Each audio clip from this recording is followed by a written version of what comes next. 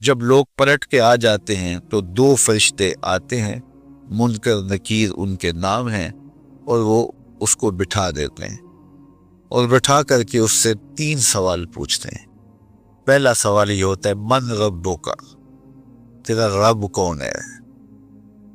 اب کوئی مانے یا نہ مانے، رب تو سب کا اللہ ہی ہے۔ اگر کوئی انکار بھی کرے تو اس کے باوجود اس کا رب کون ہے؟ اس کا رب اللہ ہے۔ تو دنیا کے اوپر کوئی اقرار کرے یا انکار کرے، لیکن نفس الامر میں، حقیقت میں اس کا رب اللہ ہی ہے۔ یہ تو حقیقت ہے، یہ تو طے شدہ ہے۔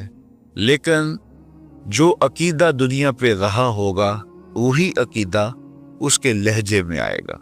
اگر اس نے عملاً، رویتاً، قولاً، فعلاً اپنے اللہ کو اپنا رب مانا، رب کہتے ہیں کسی چیز کی تربیت اس کی استعداد ذاتیہ کے مطابق کرنے والا رب کہلاتا ہے۔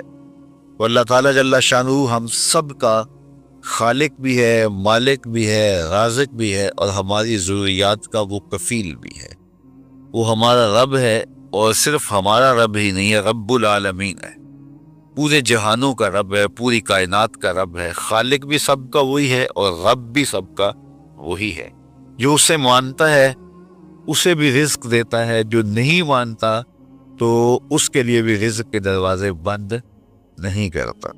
حضرت ابراہیم علیہ السلام کی عادت یہ تھی کہ جب تک کوئی مہمان نہیں آ جاتا تھا اتنی دیر تک کھانا نہیں کھاتے تھے۔ بھوک لگتی تو کوئی مہمان ڈھونڈتے تاکہ اس کے ساتھ بیٹھ کے کھانا کھاؤ۔ کھانا جتنا بھی مرغن اور جتنا بھی جو ہے وہ پرتکلف کیوں نہ ہو، اگر مہمان کے ساتھ کھایا جائے گا تو اس کا قیامت کے دن کوئی حساب نہیں ہوگا۔ تو مہمان کے ساتھ وہ کھانا کھایا کرتے تھے۔ مہمان اللہ کی رحمت ہوتا ہے۔ اچھا، وہ ایک دن مہمان ڈھونڈنے نکلے تو ایک بوڑھا شخص ملا تو اسے اپنے ساتھ گھر میں لے آئے، بٹھایا دسترخوان پہ۔ جب کھانے کا وقت آیا تو کہا کہ اللہ کے نام سے شروع کرو۔ اس نے کہا میں تو اللہ کا نام نہیں لوں گا، میں تو بتوں کا پجاری ہوں، بتوں کو پوجنے والا ہوں۔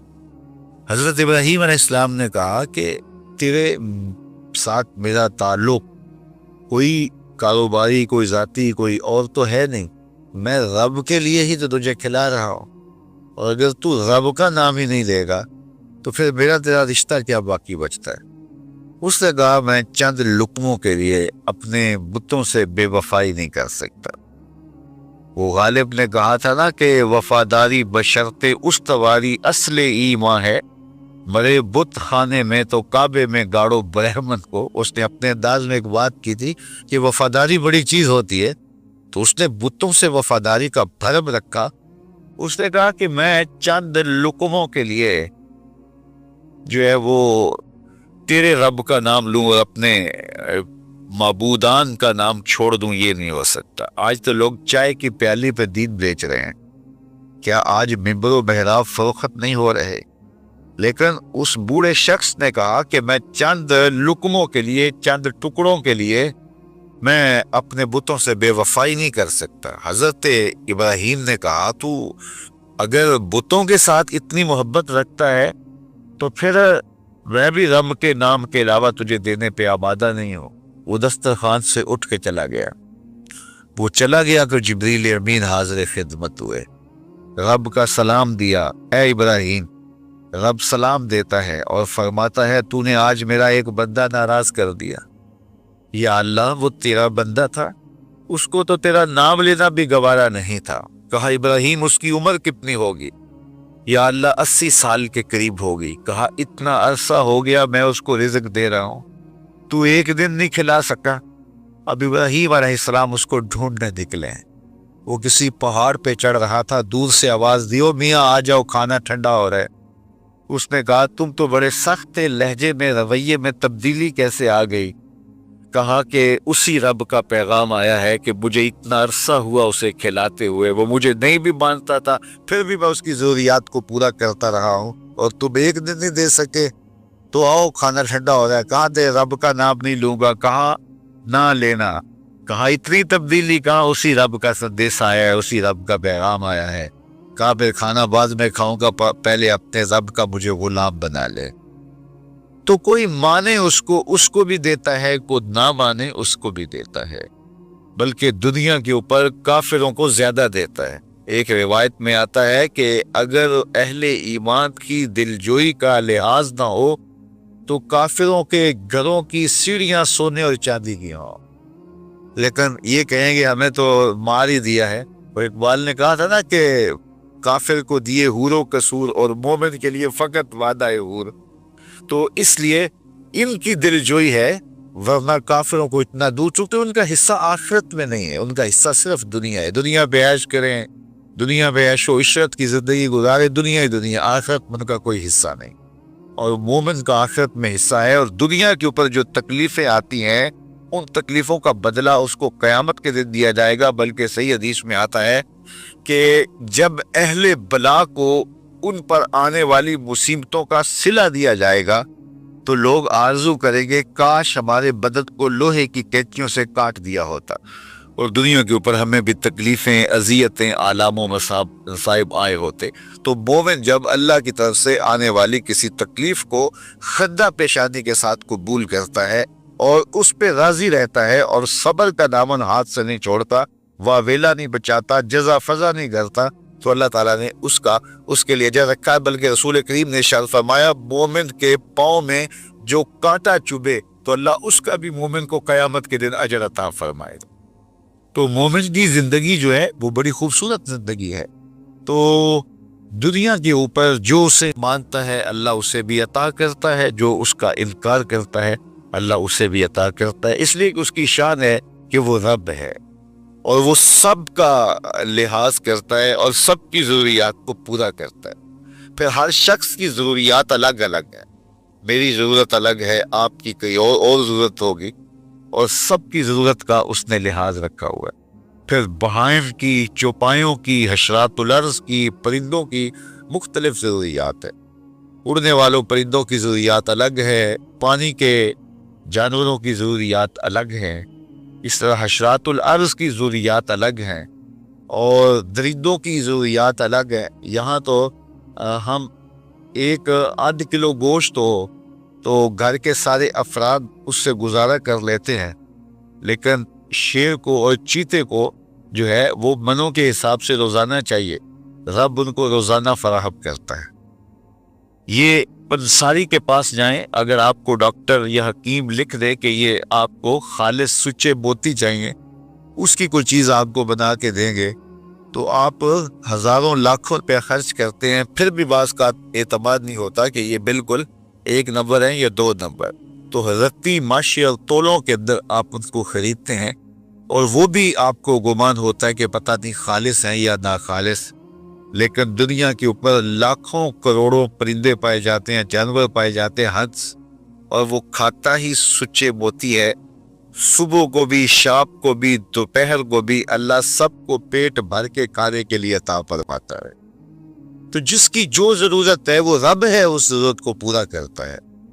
تو ہم اگر اللہ تعالیٰ کو رب مان لیں حقیقی معنوں کے اندر تو ہماری زندگی کی پریشانیاں، ہماری زندگی کے دکھ مٹ جاتے ہیں۔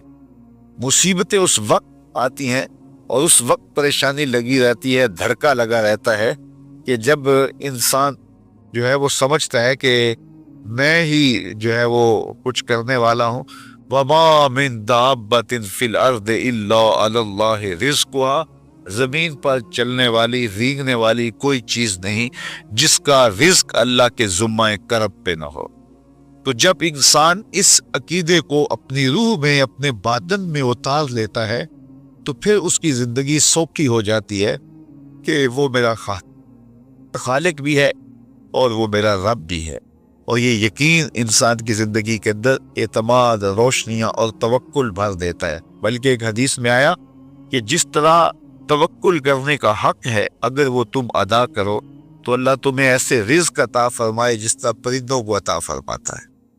وہ جب صبح نکلتے ہیں تو ان کے پیٹ خالی ہوتے ہیں اور انہیں پتہ نہیں ہوتا کہ کہاں سے رزق مل رہا ہے، اور جب وہ شام کو آتے ہیں تو ان کا پیٹ بھرا ہوا ہوتا ہے۔ بات توکل، پچھی اڑ دے خرچ نہ پلے زیرا ہو، سلطان بہو فرماتے ہیں کہ انہیں کوئی نہیں پتا ہوتا کہ فلاں جگہ پہ جانا ہے، لیکن کبھی ایسا نہیں ہوا کہ وہ بھوک سے مر گئے ہوں اور انہیں کچھ ملا نہ ہو، تو وہ خالی پیٹ کبھی نہیں آتے، وہ اللہ تعالیٰ ان کو رزق نصیب فرماتا ہے، وہ سب کا رب ہے۔ تو اگر ہم اپنے رویے سے، اپنے عمل سے، اپنے عقیدے سے واقعی اللہ کو رب مانتے ہیں، تو پھر قبر میں جب سوال ہوگا من ربوں کا، تیرا رب کون ہے، تو پھر کبھی بھی جواب دیتے جھجک محسوس نہیں ہوگی۔ بندہ عرض کرے گا ربی اللہ، میرا رب اللہ ہے اور میں اسی کو اپنا رب مانتا ہوں، میری ضروریات کی کفالت بھی اسی کے ذمہ کرب پہ، اور میرا تیقن، میرا یقین کہ وہ میرا رب ہے۔ یہ پہلا سوال ہوگا۔ دوسرا سوال قبر میں ہوگا، اور وہ یہ ہوگا کہ ما دینوں کا، تیرا دین کون سا ہے۔ مختلف ادیان دنیا کے اوپر موجود ہیں، لیکن اسلام کے بعد اب کسی اور دین کو قبول نہیں کیا جائے گا۔ ارشاد فرمایا کہ اللہ تعالیٰ اسلام کے علاوہ کسی اور دین کو قبول نہیں کرے گا۔ تو یہ اگر میں اپنے عمل سے، اپنے رویے سے، اپنے طرز زندگی سے، اپنے انداز معاشرت سے اسلام کو اپنے اوپر غالب کر لیا، تو پھر قبر میں جواب دیتے ہوئے کوئی جھجک محسوس نہیں ہوگی۔ بندہ عرض کرے گا کہ دینی الاسلام، میرا دین اسلام ہے، میرا طرز زندگی، میرا انداز معاشرت، میرا سبھی کچھ اسلام کی مطابقت میں تھا، اور میں اسی کو اپنا دین مانتا ہوں، صرف زبان سے نہیں، اپنے رویے سے بھی، اپنے طرز زندگی سے بھی، اپنے انداز معاشرت سے بھی۔ تو یہ جو ہم اسلام کے دائرے میں داخل ہوتے ہیں اور ہم اپنے دین کو اسلام قرار دیتے ہیں، تو دین انسان کی زندگی کے تمام شعبوں پر حاوی ہوتا ہے، اور اس کا طرز زندگی، اس کا انداز معاشرت اس کی مطابقت میں ہونا چاہیے۔ تو قبر میں یہ سوال پوچھا جائے گا کہ تیرا دین کیا ہے، باوجود کہ اللہ تعالیٰ جل شانہ کو پتہ ہے کہ اس کا دین کیا تھا، اللہ کو پتہ ہے کہ یہ کس کو رب مانتا تھا، لیکن قبر میں یہ سارا سلسلہ ہوگا، اور صحیح حدیث کے اندر ان سوالوں کا تذکر آیا ہے۔ یہ سوال پوچھے جائیں گے کہ تیرا دین کیا ہے۔ اب اس نے اگر اپنا طرز زندگی، اپنا انداز معاشرت اسلام کی مطابقت میں رکھا ہوگا، اور دین کو اس نے دین سمجھا ہوگا، اسلام کو ہی اپنا دین، عملاً، رویتاً، ہر خوشی غمی کے موقع پہ اس نے اسلام کو ہی ترجیح دی ہوگی، تو پھر اس کو کوئی جھجک نہیں ہوگی جواب دیتے ہوئے کہ میرا دین اسلام ہے، میرے شب و روز، میری زندگی کے نشیب و فراز، میری زندگی کی گوشہ جو ہے وہ اسلام کی مطابقت میں گزرتا تھا۔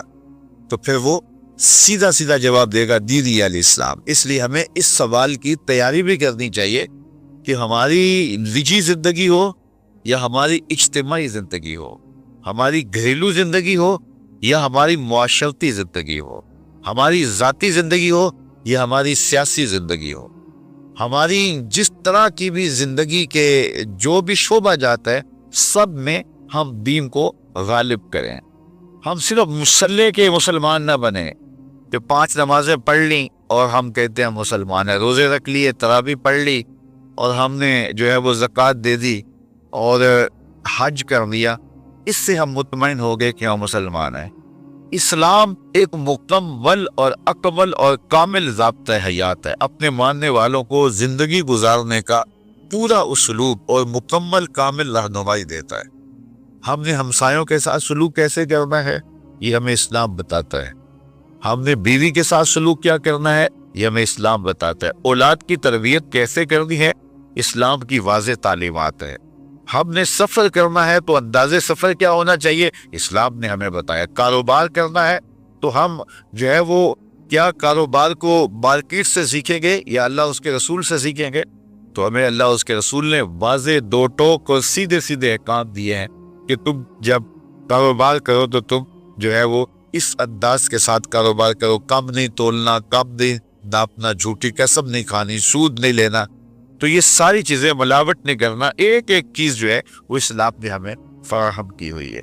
تو پورا دین جو ہے جب ہم اختیار کریں گے، ہمارے رویے، ہمارا طرز زندگی، ہمارا انداز معاشرت جب دین اسلام کے مطابق ہوگا، تو قبر میں اس سوال کا جواب دینا ہمارے لیے کوئی مشکل نہیں ہوگا۔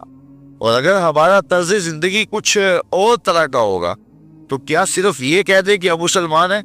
یہ تو پھر ایک کافر بھی کہہ سکتا ہے کہ میرا دین اسلام ہے، ایک منافق بھی کہہ سکتا ہے کہ میرا دین اسلام ہے، لیکن ایسا نہیں ہوگا۔ جو ہماری کیفیت قلب ہوگی قبر میں اس کا جواب اس کی مطابقت میں آئے گا۔ وہاں یہ دنیا کے معاملے یا دنیا کی یادداشتیں نہیں ہوگی، وہاں کیفیت قلب کے مطابق جواب دیا جائے گا۔ یہ کافر جواب نہیں دے سکے گا کہ میرا رب اللہ ہے، کیونکہ وہ عمل سے، رویے سے اس کو اپنا رب نہیں مانتا ہے، تو حقیقت تو اس کا رب اللہ ہے، لیکن وہ یہ جواب نہیں دے پائے گا۔ اسی طرح جو شخص اپنے طرز زندگی کے اندر اسلام کو داخل نہیں کر چکا ہے اور اسلام کو اس نے اپنا ہادی رہنما نہیں بنایا ہے، تو وہ قبر میں اس سوال کا جواب کیسے دے سکے گا کہ میرا دین اسلام ہے، چونکہ اس کا رویہ، اس کا طرز زندگی اور اس کا انداز معاشرت ایسا نہیں رہا ہوگا۔ اس لیے ہمیں اپنی زندگی کے شب و روز کو اسلامی تعلیمات کے سانچے میں مکمل اور کامل طور پر ڈھالنا ہوگا، تاکہ جب قبر میں سوال ہو تو آپ جواب دے سکیں کہ ہمارا دین اسلام ہے۔ تیسرا سوال جس پہ فیصلہ ہو جائے گا، اور اس کے بعد قبر میں یا جنت کا دروازہ کھول دیا جائے گا یا جہنم کی کھڑکی کھول دی جائے گی۔ وہ سوال تیسرا کیا ہوگا؟ اور وہ سوال بھی عقیدے کا ہے، بلکہ بخاری شریف کی ایک روایت کے مطابق 3 سوال نہیں ہوں گے، ایک ہی سوال ہوگا، اور وہ یہ تیسرا سوال ہوگا۔ فرشتے پھر پوچھیں گے حضور علیہ الصلوۃ والسلام کے روضہ دور سے اور قبر کے درمیان سے پردے ہٹا دیے جائیں گے، اور رسول کریم صلی اللہ علیہ وسلم سامنے ہوں گے، اور فرشتہ حضور کی طرف اشارہ کر کے کہے گا ما کنت تقول فی ھذا الرجل، ان کے بارے میں زندگی میں کیا کہا کرتا تھا۔ یہاں یہ نہیں ہے کہ تو نے کیا کہا تھا یا اب کیا کہتا ہے۔ جب مزارے کے اوپر کانا یا جو ہے وہ کانا کے مشتقات داخل ہوں تو پھر وہ ماضی استمراری کا جو ہے وہ معنی دیتا ہے۔ تو ما کنت تقول کا معنی یہ ہے کہ تو کیا کہا کرتا تھا، تیرا لہجہ کیا تھا، تیری زبان کیا تھی، ان کے بارے میں تیری رائے کیا تھی، تو کیا بولا کرتا تھا، کیا کہا کرتا تھا۔ تو یہ حضور علیہ الصلوۃ والسلام سامنے ہوں گے اور یہ سوال پوچھا جائے گا۔ اب ابو جہل سے پوچھا جائے گا ما کنت تقول فی ھذا الرجل، تو وہ کہے گا ہے ہاتھ لا ادری، ہائے افسوس میں نہیں جانتا یہ ہے کون۔ ابو لہب سے پوچھا جائے گا، وہ کہے گا ہے ہاتھ لا ادری، ہائے افسوس میں نہیں جانتا یہ کون ہے۔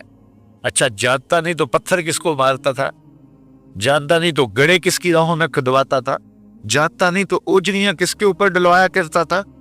آنکھیں پھاڑ پھاڑ کے تو ساری زندگی دیکھتا رہا، لیکن آج ابو جہل قبر میں اترا، حضور کی صورت نورانی سامنے ہے، اور پوچھا گیا کہ یہ کون ہے، یہ نورانی چہرے والے کون ہیں؟ تو ابو جہل کہتا ہے ہائے افسوس میں نہیں جانتا یہ کون ہے۔ اچھا جانتا نہیں تو پھر پتھر کس کو مارتا تھا؟